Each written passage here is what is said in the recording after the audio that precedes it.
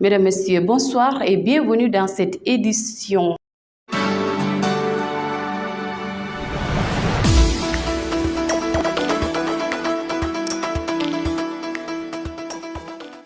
La page santé de ce journal nous mène à la gouvernance de Kolda. Ici s'est déroulée une cérémonie de remise d'ambulances médicalisées à la région médicale.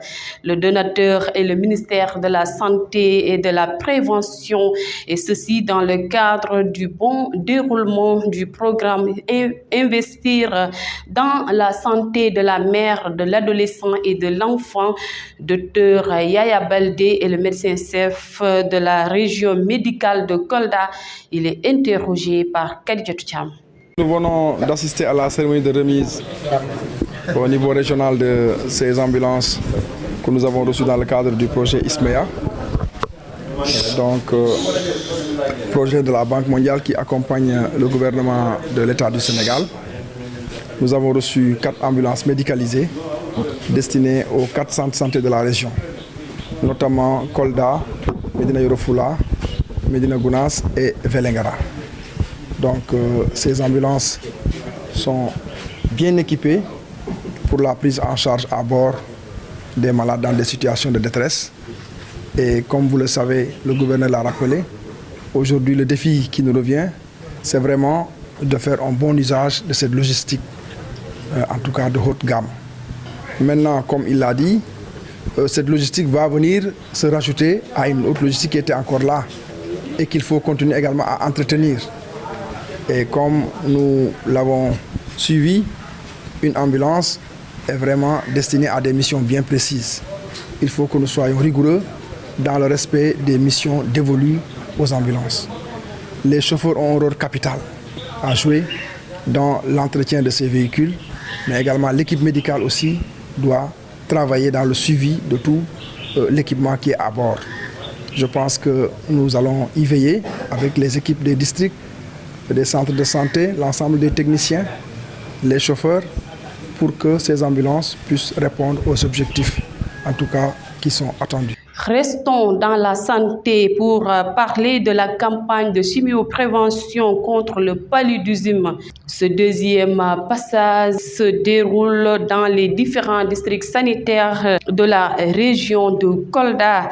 La cérémonie de lancement était une occasion pour les autorités sanitaires de revenir sur les cibles et les moyens déployés sur le terrain. Docteur Yaya Baldé s'en explique au micro de Amadou Diaw. Nous sommes là en présence du programme national de lutte contre le paludisme, ainsi que les partenaires techniques et financiers, les membres de l'équipe cadre de région qui sont là.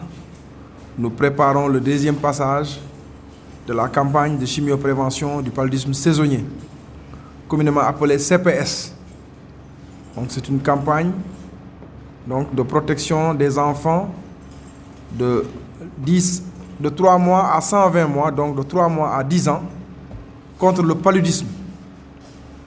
Nous avons fait déjà un premier passage et 1 mois après, on est en train de préparer aujourd'hui le deuxième passage qui doit démarrer demain pour 3 jours, donc du 19 pratiquement jusqu'au 22.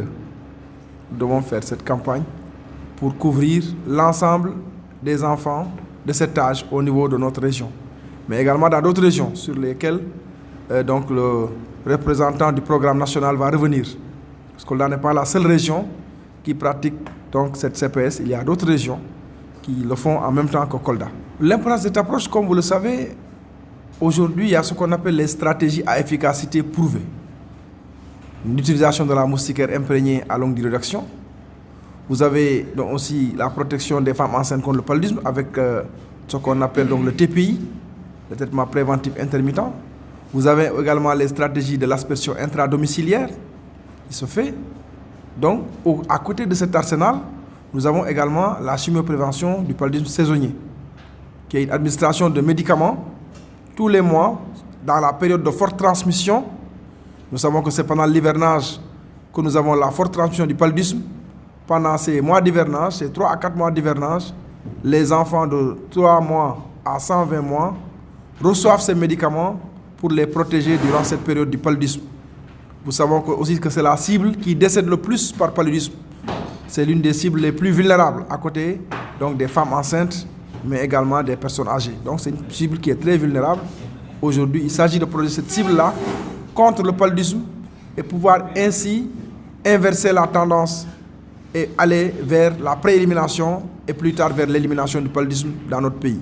À présent, place à Dr Standard Kabir. Il est le représentant du programme national de lutte contre le paludisme. Je pense que la population sait maintenant l'importance de la chimioprévention du paludisme saisonnier. C'est-à-dire c'est une campagne à laquelle on donne des médicaments aux enfants pour qu'ils ne puissent pas en fait, faire le paludisme. Et même si en fait, ces enfants vont faire le paludisme, ça ne soit pas un paludisme grave.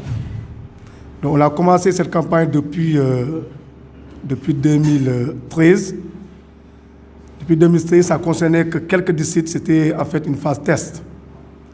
Mais en 2014, on a eu à faire ça sur 5 régions. Et dans ces 5 régions, on avait enrôlé tous les districts en fait, des régions. N'est-ce pas? Mais on a eu, en fait, chemin faisant, il y a certaines régions, en fait, qui sont sorties parce qu'on a eu à diminuer, en fait, le nombre de cas de palu. N'est-ce pas? C'était la région de Sédhiou, qui faisait partie, mais en 2020, elle ne faisait plus partie parce qu'on a ramené, en fait, le nombre de cas très inférieur, en fait, au cas en fait, qui était là en fait en zone vraiment en fait rouge. Donc aujourd'hui, cette campagne de chimioprévention du paludisme saisonnier intéressait 5 régions. La région de Kolda avec les 3 districts, la région de Kédougou avec les 3 districts, la région de Tambacounda avec 7 districts, la région de Diourbel avec 2 districts et la région de Kaolack avec 1 district. Il faut donner peut-être la particularité à fait des 2 régions, de Diourbel et de Kaolack. On s'intéressait uniquement aux postes de santé où les cas sont très élevés. Donc ça n'intéressait pas tous les postes de santé et pas tous les districts. Politique dans ce journal, après les élections législatives, tout semble au ralenti. Mais dans la commune de Mampatim, département de Kolda, les responsables politiques de Benno Bokk Yakaar prennent les choses en main. C'est du moins la conviction du maire de Mampatim, Amadou Nafaya Diallo. Il est interrogé par Amadou Diao. Actuellement à Mampatim, donc on est satisfait vraiment. Alhamdoulilah, on est en politique, on vient de démarrer. Ça fait 1 an presque que je suis en politique et je suis élu maire de Mampatim. Et on a fait les élections législatives aussi avec le Benno Bokk Yakaar, on a gagné. Donc là, vraiment, nous à Mampatim, on a fait ce qu'on devait faire. Donc là, on est en train d'attendre. Mais nous voulons, moi, mon objectif est que Mampatim soit reconnu dans tout ce travail. Ça veut dire que nous avons besoin de pistes de production. Nous avons besoin d'investissement. Donc moi, tout mon souhait est que Mampatim puisse avoir des pistes de production, de l'électricité, de l'eau, des classes, toute l'infrastructure. Donc moi, c'est ça mon combat. Donc en politique, je suis venu en politique pour ma commune. Et vraiment, je concentre tous mes moyens pour que vraiment cette commune, d'ici les 5 ans, parce qu'on m'a élu pour 5 ans, vraiment qu'il y ait un impact dans la vie de la communauté.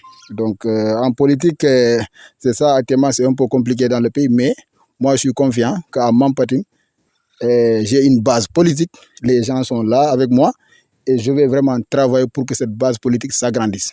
Parce que seulement quand il y a une base politique que tu peux vraiment prétendre à certains, je veux dire, paiements, quoi. Par exemple, paiement, ça veut dire que si tu as une base politique, tu as besoin de quelque chose, peut-être, tu peux l'avoir. Donc, à Mampatim, les gens m'ont donné une base qui me permettrait vraiment, et aussi avec les partenaires, le gouvernement et tous les gens, de pouvoir se rappeler qu'ils ont à Mampatim un leader qui est engagé et la population est engagée derrière ce leader, vraiment, qu'il faut l'aider pour vraiment que ces populations se sentent aussi dans l'émergence et dans le développement du Sénégal. Nous bouclons ce journal par l'agriculture.